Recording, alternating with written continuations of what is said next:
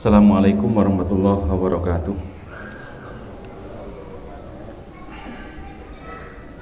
Alhamdulillah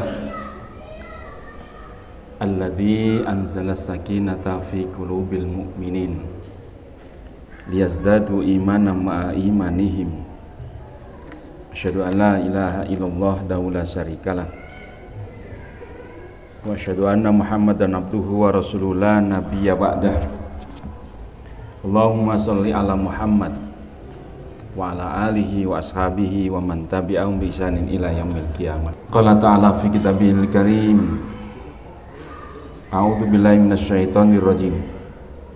Ya ayyuhalladzina amanu taqullaha haqqa tuqatih wa la tamutunna illa wa antum muslimun.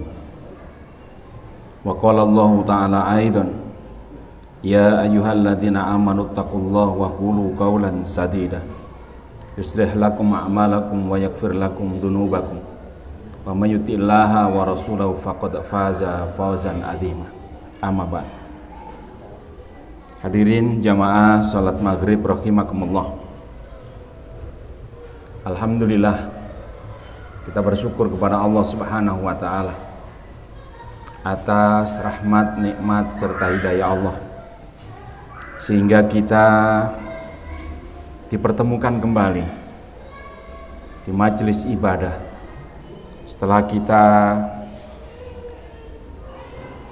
sholat maghrib berjamaah, kemudian berbuka, dan kita lanjutkan duduk sejenak untuk mengkaji agama Allah Subhanahu wa taala. Mudah-mudahan ini merupakan sarana, mudah-mudahan ini semua menjadi wasilah bagi kita untuk mendapatkan hidayah dari Allah Subhanahu wa taala. Amin. Bapak Ibu yang dirahmati Allah, mari kita awali dulu dengan membaca basmalah. Bismillahirrahmanirrahim. Kita kemarin telah membahas tentang bagaimana senjata setan untuk merusak manusia, di mana ada dua hal. Yang pertama adalah senjata syahwat, dan yang kedua adalah senjata subhat. Senjata syahwat ini yang pada akhirnya akan merusak perilaku manusia, sedangkan senjata subhat yang akan merusak akal pikiran manusia. Kalau kita mengkaji lebih jauh, dari awal kita ketemu, dan ini adalah hari atau pertemuan yang ke-7, mungkin kita sudah menyimpulkan bersama bahwa persoalan hati adalah persoalan yang tidak bisa dianggap enteng. Persoalan hati adalah persoalan yang harus kita lihat setiap saat, setiap waktu. Sebagaimana jenengan melihat jasad panjenengan, seperti itulah seharusnya kita melihat gerakan hati kita. Kalau kita benar-benar perhatian kepada tubuh kita tentang sehat dan sakitnya, tentunya panjenengan juga harus memperhatikan tentang sehat dan sakitnya hati kita. Karena ini persoalan yang abstrak, karena ini persoalan yang ada di dalam, yang tidak bisa dilihat oleh kasat mata, maka banyak orang yang terlupakan. Banyak orang yang menganggap menghiraukan begitu saja. Padahal sejak awal kita sampaikan bahwa para ulama menyinggung bahwa kemuliaan seseorang itu karena hatinya, dan terjerembabnya manusia itu juga karena hatinya. Makanya seorang mukmin itu tidak hanya melihat sehat dan sakitnya tubuh, tetapi juga amat sangat diharuskan untuk melihat sehat dan sakitnya hati kita. Bapak Ibu yang dirahmati Allah, kendati demikian kita bisa ngomong, kita bisa berbicara, tetapi bukan perbuatan yang mudah untuk melihat tentang sejauh mana hati kita. Apakah hati kita sehat apakah hati kita sakit? Naudzubillah kalau hati kita mati. Karena pembagian 3 itulah yang sudah dikupas oleh para ulama dan sudah kita kaji bersama. Kalaupun toh hari ini hati kita sakit, kita berupaya, kita berikhtiar. Bagaimana hati yang sakit itu sembuh dan menapaki tangga menuju hati yang sehat. Hati yang sehat itulah hatinya orang-orang mukmin. Sementara hati yang sakit adalah hatinya orang-orang munafik. Dan hati yang mati adalah hatinya orang-orang yang ingkar kepada Allah Subhanahu wa ta'ala. Hadirin jamaah salat maghrib rahimakumullah. Setelah kita mengetahui tentang gerakan setan untuk mengelabui manusia agar hatinya manusia itu tidak hanya sakit tapi mati melalui 2 pintu, pintu syahwat dan pintu subhat. Sekarang kita akan lebih dalam lagi mengkaji tentang pintu-pintu masuknya setan ke dalam hati kita. Kalau kemarin kan senjatanya 2 itu, senjatanya setan, ya, syahwat dan subhat. Sekarang pintu. Kalau insya Allah pertemuan yang kedua, saya pernah sampaikan bahwa hati itu benteng. Hati itu benteng. Kalau bentengnya kokoh, bentengnya kuat, musuh yang mau masuk itu susah. Setan tidak kalah akal.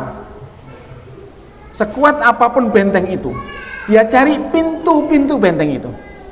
Bagaimana supaya dia bisa masuk ke dalam benteng itu. Kalau benteng ini sudah dimasuki oleh setan, maka benteng itu dikuasai. Kalau sudah benteng itu sudah dikuasai oleh setan, nah ini yang sangat berbahaya. Berarti apa? Berarti kita sudah tidak lagi menjadi orang-orang yang istiqomah di jalan Allah. Kita tidak lagi menjadi orang-orang yang tekun ibadah kepada Allah. Kita tidak lagi menjadi orang-orang yang senantiasa berzikir kepada Allah. Tetapi sebaliknya, kita senantiasa mengikuti nafsu. Kita senantiasa mengikuti syahwat kita. Karena apa? Karena benteng itu sudah dikalahkan dan dikendalikan oleh setan. Benteng itu adalah hati. Nah, sejauh mana hati kita sudah dikuasai oleh setan. Bapak Ibu yang dirahmati Allah, mengawali ini sebuah ayat, 2 ayat dalam surat Al-A'raf ayat 16 dan 17. A'udzubillahi minasyaitonirrajim. Qala fabima aghwaytani la'aqaudanna lahum shiratakal mustaqim. Iblis menjawab, ya Allah, karena engkau telah menghukum saya tersesat, saya benar-benar akan menghalang-halangi mereka, anak cucu Adam, dari jalan yang lurus. Nah ini ya, ini janji setan. Ini sudah komitmennya iblis akan menggoda anak cucu Adam. Kemudian iblis mengatakan, la'atiyannahum min baini aidihim wa min khalfihim wa an aymanihim wa an syama'ilihim wa la tajidu aksaruhum syakirin. Kami akan datangi mereka dari muka, dari belakang, dari kanan dan dari kiri mereka, dan engkau tidak akan mendapati kebanyakan mereka menjadi orang-orang yang syukur atau taat. Coba jenengan bayangkan, sekuat apapun benteng itu, maka iblis ini tidak akan pernah berhenti untuk mengoyak-ngoyak kita, untuk mendatangi kita dari muka, nggak kena dari muka, dari belakang, nggak kena dari belakang, dari kanan, nggak kena dari kanan, dari kiri, dan engkau tidak akan mendapati mereka kecuali sedikit sekali yang taat kepadamu. Kenyataannya gimana? Banyak yang pengikut setan, banyak yang pengikut iblis, atau menjadi orang yang taat? Banyak yang Ya, seperti itulah. Dan ini janji setan sendiri itu kepada Allah Subhanahu wa taala. Ya Allah, karena engkau telah menghukum aku menjadi makhluk yang tersesat dan akan kau masukkan ke nerakamu, maka jangan halang-halangi aku ya Allah. Mungkin begitu. Saya akan goda anak cucu Adam dari muka, nggak kena dari muka, dari belakang. Mamanya didatangi nggak mau, didatangi nggak mau, apalagi datang nggak membawa apa-apa. Iya. Akhirnya didatangi dengan membawa apa-apa, nggak kena dengan membawa apa-apa, akhirnya membawa sesuatu yang lebih, karena setan itu tahu kita. Yo, iblis itu tahu kita, tapi kita tidak tahu dia. Ini masalahnya ya. Masalah lagi ini. Ini sudah berusaha sekuat kemampuan iblis, muka, belakang, kanan, kiri. Dia tahu kita, tapi kita tidak tahu dia. Lantas apa yang harus kita lakukan kalau sudah demikian? Kalau nggak kuat-kuatnya kita bersandar kepada Allah Subhanahu wa taala, akan kena. Dan iblis sendiri mengatakan, engkau tidak akan dapati mereka ya Allah kecuali sedikit sekali yang taat kepadamu. Saya mau tanya, lebih banyak mana sholat maghrib jamaahnya dengan sholat subuh di sini? Banyak subuh ya? Mana Pak Haji Yunti? Ya, kadang-kadang yang azan, yang qomat, yang imam ya itu jadi satu paket. Saya khawatir masjid ini mengumumkan dicari imam, khotib, imam, azan, muadzin dan qomat satu paket.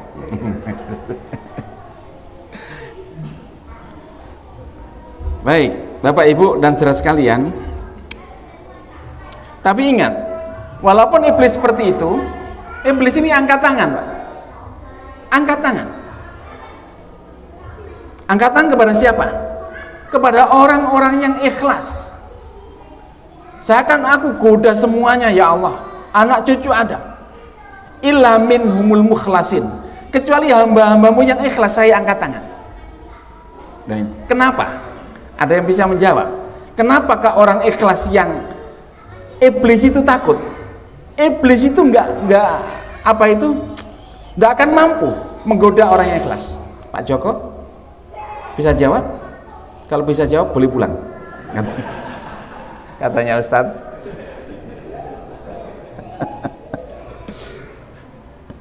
Ayo, siapa yang bisa jawab? Kenapakah orang yang ikhlas itu yang tidak bisa digoda oleh iblis?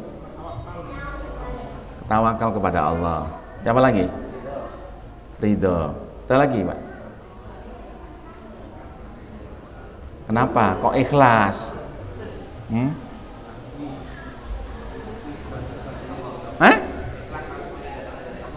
Semua datangnya dari Allah.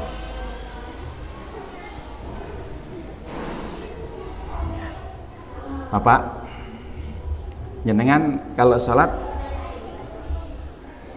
syarat ibadah itu kan ada dua. Ada perintah, ada contoh, dan ikhlas. Ada perintah, ada contoh, tapi nggak ikhlas, diterima nggak? Ikhlas tapi nggak sesuai dengan tuntunan Nabi, diterima nggak? Nggak diterima. Jadi ikhlas ini sangat penting, sangat penting ya. Nah sekarang pertanyaannya, gimana caranya ikhlas itu? Ikhlas itu pekerjaan lahir apa pekerjaan batin? Batin. Makanya hati. Nah. Panjenengan sholat 1000 rakaat nggak ikhlas, nggak diterima. 2 rakaat ikhlas diterima. Ya. Itu juga ada yang ngomong, ya apa sholat akak ngune gak ikhlas, mendingan aku blas. Misalnya. Jadi pertama memang harus diupayakan bagaimana supaya ikhlas. Ikhlas itu pekerjaannya orang yang beriman, Pak. Orang yang bertauhid. Kalau orang itu nggak bertauhid, nggak mungkin bisa ikhlas, Pak, nggak mungkin. Ya. Ikhlas itu kalau mengakui semuanya datangnya dari Allah baru ikhlas. Kalau masih ada akunya, nggak mungkin ikhlas, nggak mungkin. Ya. Jadi kalau mengakui bahwa semua yang datangnya dari Allah Subhanahu Wa Taala, ikhlas. Sabar, syukur, ikhlas, ridho, semua itu satu paket. Kembalinya kepada tauhid kepada Allah Subhanahu Wa Taala. Dan ikhlas itu nggak perlu diomongkan. Kalau nggak usah dicatat tuh, titik maun. Yang penting lah ikhlas. Nggak ikhlas itu. Ikhlas buat diomong no. Ikhlas itu. Titik diomong no. Mendingan akeh nggak diomong no. Mendingan akeh diomong no. Iya. Baik. Bapak dan saudara sekalian. Jadi kita sikapi bagaimana kalau sudah demikian. Iblis seperti itu. Ya. Dulu ada kisahnya. Saya ingat kalau guru kita mengajarkan bahasa Inggris. Ketika iblis datang ke masjid, di masjid ada orang yang tidur, kemudian ada yang sholat. Yang sholat ini diganggu oleh iblis, sementara yang tidur nggak berani iblis. Kenapa? Karena orang yang tidur ini orang yang berilmu, orang yang ikhlas. Sementara yang sholat gak ikhlas, belas itu digoda. Ya. Jadi kenapa kita ini sholatnya kok selalu digoda oleh iblis? Karena gak patah ikhlas. Karena gak patah ikhlas. Baik, Bapak Ibu dan saudara sekalian, sumber pikiran yang menjadikan, ya, sumber pikiran yang mengajak kepada kebaikan itu dinamakan, mohon maaf ya, malaikat dengan setan ini kan terus menerus bertarung. Untuk apa? Untuk mengajak manusia. Malaikat membisikkan kebaikan, setan membisikkan kesesatan. Loh, ini kalau tidak kita perhatikan hati kita, ya nggak bisa, Pak. Makanya kalau jenengan memperhatikan tubuh panjenengan, perhatikan hati panjenengan. Sumber pikiran yang mengajak kepada kebaikan itu dinamakan malaikat. Sedangkan sumber pikiran yang mengajak kepada keburukan itu adalah bisikan setan yang mengajak kepada kesesatan. Nah, perasaan hati ketika menerima bisikan-bisikan kebaikan, jangan masukkan dalam hati. Perasaan hati ketika menerima bisikan-bisikan kebaikan itu dinamakan taufik. Kan sering ya, mudah-mudahan kita mendapatkan taufik, oh iya kan? Bisikan-bisikan kebaikan yang selalu ada pada diri kita, ya. Kemudian kita rasakan betul, sehingga menjadi perasaan hati untuk menerima bisikan-bisikan kebaikan. Itulah taufik. Sering enggak hati panjenengan yang ada kerentek gitu loh, Pak? Sita, jenengan duwe kerentek enggak? Khawatir kan duwe kerentek ya? Agungku tak nang masjidku taprek ono pengajian sing ngisi wong Lamongan. Nah, gitu. Sadurunge ngisi pengajian ono mangane. Dengan menu yang tiap kali, tiap waktu berbeda. Itu ya. Kerentek ini ada, Pak, kerentek. Nah, itulah taufik. Cuma kadang-kadang tidak direspon oleh kita. Biasanya di pinggir pojok sana itu ada orang minta-minta. Ya apa ya? Ini umpamanya tak kei. Kerentek, Pak, itu, Pak. Tapi karena nggak direspon, masih nggo duwe akeh, nggak bakal turun untuk ngasih, Pak. Itulah hidayah sebenarnya. Makanya hidayah ini terus menerus ada. Cuma panjenengan ini tadi nggak memperhatikan gerakan hati. Kalau panjenengan memperhatikan gerakan hati terus menerus yang halus sekali, luar biasa, ya. Demikian pula perasaan hati ketika menerima bisikan-bisikan setan dinamakan penyesatan, bisikan-bisikan jelek. Ya. Bisikan-bisikan jelek. Pernah nggak jenengan dibisiki sesuatu yang jelek? Aku tak anu, macam-macam Pak ya. Nggak usah diceritakan, boleh pengalaman KB. Artinya itu bisikan setan itu Pak yang ada di dalam hati ini kan ada terus Pak. Ada terus Pak. Ya. Nyekel HP saja Pak. Ada konten-konten yang tidak harus dan tidak boleh untuk dilihat. Kepingin saja.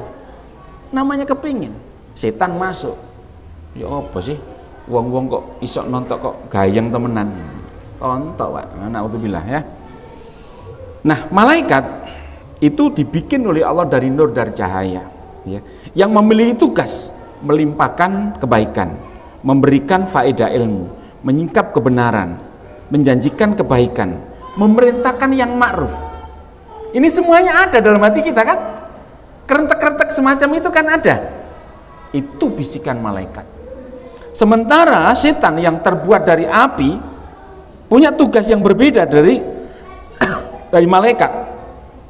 Menjanjikan keburukan, kemudian memerintahkan kekejian, memerintahkan kemungkaran, menakut-nakuti dengan kefakiran. Ketika jenengan sedekah, ojo, nggak no fakir, ojo, SPP-mu anakmu durung, kutab itu nunggak pirang wulan. Ojo tiket no iku kanggo anakmu cukup iku. Oh. Ada ayatnya itu. Jadi setan ini menakut-nakuti kita dengan kefakiran. Padahal ayatnya itu siapa yang memberikan akan diberi kelipatan kan begitu. Termasuk juga membuat permusuhan. Jadi ini semuanya dihasutkan oleh setan di dalam hati kita. Sekali lagi, kalau kita tidak menyelami gerakan-gerakan hati kita, maka sulit rasanya kita ketahui. Sulit rasanya kita ketahui. Kalau kita sudah mengetahui hati kita, gerakan-gerakan hati kita, ini yang buruk, ini yang jelek, ya Allah, pakai buruk. Kok banyak buruknya, bisikan-bisikan setan, kok banyak ya. Makanya Bapak Ibu, Rasulullah SAW itu menyuruh kepada kita harus berteman dengan orang soleh, harus berteman dengan orang yang baik, karena ini terkait dengan bisikan tadi. Kalau jenengan berteman dengan orang-orang baik, bisikan-bisikan jelek itu ada tapi kecil. Coba kalau panjenengan berteman dengan orang-orang yang nggak bener, nggak jelas tujuan hidupnya, bisikan-bisikan jelek itu sangat banyak, dan itu sudah menjadi kebiasaan, dianggap biasa sudah kayak gitu. Walaupun bisikan-bisikan kebaikan juga ada. Karena itu setelah panjenengan menyelami gerakan hati panjenengan, kok ake eleke, panjenengan harus sadar ini semua dari setan. Dalam surat Fatir ayat 6, inna syaitana lakum aduun fattakhidhuhu aduwan. Sesungguhnya setan itu musuhmu yang nyata, maka jadikanlah dia musuh, gitu loh. Setan itu teman apa musuh, Pak? Kenapa kok diikuti? Omongane ngomong musuh itu, Pak. Tapi dia repot ah. Diikuti. Panjenengan pernah nggak ada adzan males? Pernah nggak males? Cok, ngaku enggak, Pak. Enggak males aku, Pak. Ya gak males gimana untuk kang adzan? Kalau sudah tukang adzan ya wayahe adzan ya. Terasa males itu kalau rumahnya jauh dari masjid.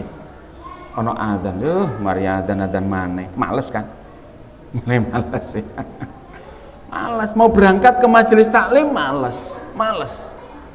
Ya. Nah, males ini bisikan setan. Apalagi bergulir sekarang Liga 1. Liga Inggris, Liga Spanyol, yang malam-malam itu ya melek, Pak. Sholat malam atau Liga Spanyol, sholat malam kok Liga Inggris, karena didik ini. antara malaikat dengan setan kuat yang mana? Kalau mata ini kepada TV lihat Liga Inggris, setannya kuat ini, ya. Padahal kita sudah tahu bahwa setan itu adalah musuh bagi kita. Inna syaitana lakum aduun. Sesungguhnya setan itu musuh. Ya. Fattakhidhuhu aduan. Maka jadikanlah dia musuh. Ya. Kalau sudah kita jadikan musuh, tidak akan berteman selamanya, Pak. Moh. Gitu loh, Pak, ya. Nah, Bapak Ibu yang dirahmati Allah, secara fitrah hati manusia itu mudah, Pak, untuk menerima kebaikan dan menerima kejelekan. Mudah sekali. Karena hati seorang itu sangat gampang, dibisiki itu sangat gampang. Berarti tinggal kekebalan tubuh kita, tinggal nutrisi hati itu. Kalau nutrisi hati ini tidak selalu kita berikan kepada hati kita, masih ingat nutrisi hati itu apa? Ibadah, baca Quran, zikir kepada Allah, saum Senin Kemis yang panjenengan sudah biasa lakukan, ya. Ini semua nutrisi, Pak. Kalau nutrisi ini terus-menerus diberikan kepada hati, berarti hati memiliki imunitas. Bapak Ibu yang dirahmati Allah, jadi pada fitrahnya manusia itu hatinya itu gampang dipengaruhi, baik itu pengaruh jelek maupun pengaruh yang baik. Karena itu, jika manusia itu cenderung kepada nafsu dan syahwat, maka akan mudah ditaklukkan oleh setan. Demikian pula kalau hati manusia itu menyelisih nafsu dan syahwatnya itu, maka bisikan-bisikan kebaikan itu pasti akan direspon. Begitu. Dua makhluk inilah yang selalu bertarung untuk mengalahkan, untuk menempati dan mengambil simpati di hati kita. Makanya senjata setan itu nafsu dan syahwat itu, cukup dua hal itu, senjata itu untuk menaklukkan seorang yang alim. Jadi banyak orang-orang yang alim jatuh tersungkur, terjerembab gara-gara senjata setan itu, nafsu dan syahwat. Nah, kita lanjutkan sebentar. Bapak Ibu yang dirahmati Allah, ada pintu-pintu besar masuknya setan ke dalam hati manusia. Yang pertama, kemarahan dan nafsu. Kemarahan. Makanya Nabi SAW, kalau kita sedang marah, ambil wudhu. Ambil wudhu. Orang yang marah itu darahnya naik, wajahnya merah padam gitu ya, matanya melotot. Nggak ada orang marah itu tersenyum, itu nggak ada. Saya kepingin tahu, ada nggak orang marah sambil tersenyum? Nggak marah itu. Marah, darahnya naik, panas, gitu ya. Makanya oleh Nabi SAW ambil air wudhu. Makanya kalau anak-anak kita marah, seret dia, suruh wudhu. Kalau dia nggak mau wudhu, ambil air, basuh mukanya, turun. Ketika marah, mamanya istri kita marah, berdiri, suruh duduk, seret, suruh duduk. Darah yang naik itu jadi turun, Pak. Kalau duduk masih marah, suruh tidur. Apalagi jenengan dampingi, selesai. Tidak akan marah. Tidak akan marah. Jadi ini kan tip yang diajarkan Nabi SAW, bahwa marah itu dari setan. Dan setan itu terbuat dari api. Api baru bisa dipadamkan dengan air, wudhu, ya. La taghdab walakal, insya Allah anak-anak kutab yang baru masuk apal Pak itu, walaupun prakteknya orang tuanya juga nggak bisa. Jangan marah, bagimu surga. Sebab kalau marah itu hilang Pak semuanya Pak. Akal sehatnya katanya Rocky Gerung, akal sehat hilang Pak kalau sudah marah Pak. Yang ada ruwet. Nah itu. Karena marah, jadi ruwet akhirnya. Ya. Jadi marah ini pintu besar setan. Hanya kalau jenengan gampang, kalau ada seorang yang kepingin dimasuki setan, bikin marah, gampang itu. Biasanya kalau petinju kemudian dipancing marah, kalah dia. Ya. Kemudian yang kedua, kedengkian dan ketamakan. Kedengkian. Makanya dengki ini memakan kayu bakar, memakan amalan-amalan soleh. Ibarat api memakan kayu bakar, itu kedengkian. Makanya jangan menimbun kedengkian dalam hati kita, karena itu pintu masuk dari setan. Yang ketiga, tamak terhadap manusia. Dulu pernah saya sampaikan, tamak kepada manusia. Tamak kepada manusia itu akibatnya apa? Benar salah, ya sudah. Tamak kepada manusia itu ketika dia benar, boleh jadi kita ikuti. Dan kita berlebih-lebihan. Tapi kalau kita sudah tamak kepada manusia, dia salah pun kita nggak akan berani mengingatkan. Karena sudah tamak kepada dia. Api elek, bener Pak. Api elek tetap bener, itu tamak kepada manusia. Nggak boleh tamak kepada manusia. Kemudian yang keempat, tergesa-gesa dalam mengambil keputusan. Istijal itu nggak boleh tergesa-gesa, karena istijal itu perbuatan setan. Mengambil keputusan apapun, seorang pemimpin, antum semua adalah pemimpin, minimal pemimpin keluarga. Jangan tergesa-gesa. Mau begini dipikir dulu, mau begini dipikir dulu. Karena sesungguhnya ketergesa-gesaan itu adalah pintu masuk setan. Kemudian yang kelima, nah, sikap bakhil dan takut miskin. Sikap bakhil dan takut miskin. Panjenengan nggak takut bakhil? Saya mau tanya, jenengan nggak takut bakhil, tapi jenengan takut miskin kan? Jenengan takut miskin nggak? Seandainya ada orang yang menyerukan untuk bersedekah, berani memberikan harta sebanyak itu yang Anda miliki, diberikan? Berani nggak? Berarti masih takut miskin. Bagaimana ketika Rasulullah SAW menyampaikan untuk membiayai jihad, disambut oleh Abu Bakar, diberikan sepenuhnya hartanya, diberikan semua hartanya. Umar masih separuh hartanya, kalah dengan Abu Bakar. Ya. Jadi teladan-teladan semacam ini adalah teladan-teladan yang jauh dari bisikan-bisikan setan.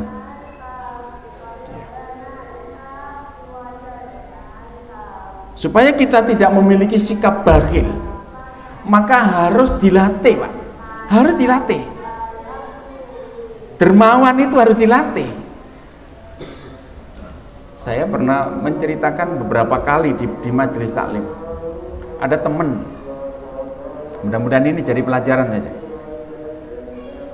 Dia kerja di proyek sebuah PT besar nasional ya. Dia punya keahlian bikin jembatan. Suatu ketika dia membawa mobil kantor untuk satu tugas. Tiba-tiba mobilnya berhenti, ada orang minta. Orang minta. Teman saya bilang gini, jenengan minta yang di saku apa yang di dompet? Berani jenengan gitu? Jenengan minta yang di saku apa yang di dompet? Pengemis bilang, yang di saku saja, Pak. Padahal yang di saku lebih banyak daripada di dompet, diberikan semuanya, Pak. Urat takut miskinnya sudah hilang. Urat takut miskinnya sudah hilang. Karena itu tadi, saya ini hanya sebagai bendahara. uang ini dari kantor, berarti saya hanya bendara untuk disalurkan dia. Dia datang atas kehendak Allah Subhanahu wa taala. Cuma kita andai kata begitu juga belum tentu berani, Pak. Mani anakku, bojoku. Kemudian yang keenam, fanatik terhadap golongan. Fanatik terhadap golongan. Kalau sudah fanatik terhadap golongan, yang lain salah, Pak. Dirinya saja yang paling benar. Kalau sudah demikian, dimasuki itu pintu setan itu. Kemudian yang ketujuh, buruk sangka. Gak ono bener wong. Buruk sangka buruk terus. Saya pernah mengilustrasikan bahwa bumi ini kan nggak bisa kan ditutupi dengan lembaran daun-daun itu. Tapi coba ambil 2 daun, taruh di mata kita. Bumi yang luas itu gelap, tertutup semuanya. Artinya sekecil apapun noda yang ada di hati ini harus ditutupi. Supaya apa? Supaya kita tidak melihat kejelekan orang terus. Kejelekan orang sebanyak apapun itu harus ditutupi, dimunculkan sekecil apapun kebaikannya itu harusnya diingat-ingat. Dulu pernah saya sampaikan. Kemudian yang terakhir, israf, berlebih-lebihan. Ini juga pintu setan. Berlebih-lebihan tidur, pintu setan. Berlebih-lebihan makan, pintu setan. Apalagi berlebih-lebihan begadang, pintu setan. Pokoknya berlebih-lebihan lah. Makanya setelah ini buyar tidur, ya. Kalau begadang jangan malam-malam. Baik, inilah Bapak dan Saudara sekalian. Mudah-mudahan ada manfaatnya. Dan mudah-mudahan hati kita terus dibersihkan, terus bersihkan seperti ini. Mudah-mudahan bersih dan kita menjemput ketika Allah Subhanahu wa taala sudah waktunya kita dipanggil oleh Allah, katakanlah begitu, hati sudah bersih. Ya ayat Tuhan nafsul mutmainnah, irji'i ila rabbiki radiyatan mardiyah, fadkhuli fi ibadi, fadkhuli jannati. Mudah-mudahan bermanfaat. Aku qouli hadza, astaghfirullah li wa lakum, subhanakallahumma wa bihamdik, asyhadu an la ilaha illa anta, astaghfiruka wa atubu ilaik. Billahi taufiq wal hidayah.